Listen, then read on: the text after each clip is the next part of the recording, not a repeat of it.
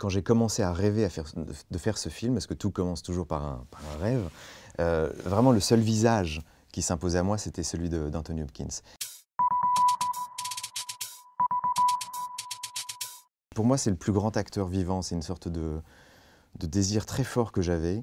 Et on connaît un acteur à travers tous les rôles qu'il a incarnés. Et pour moi, du moins, Anthony Hopkins, c'est l'homme, c'est un homme d'une grande intelligence, toujours en contrôle des situations. Et je pensais que de voir cet homme-là précisément perdre le contrôle, ce serait d'autant plus douloureux, déstabilisant pour les spectateurs. Et je crois que c'est vraiment pour ça que je voulais aller vers lui.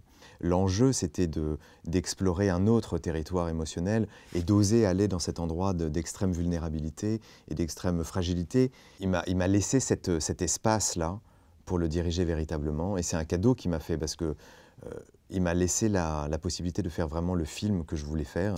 Et recommencer les prises qui vous plaisaient quand lui trouvait que c'était bien, par exemple? Oui, c'est-à-dire qu'il y a eu, pour être sincère, au tout début, il y a eu quand même des épreuves de feu, c'est-à-dire qu'il m'a testé quelque part. Je me souviens que le premier jour, par exemple, on n'était pas d'accord sur une prise et j'étais, moi, j'étais certain qu'il fallait refaire quelque chose et lui était certain qu'il l'avait déjà fait.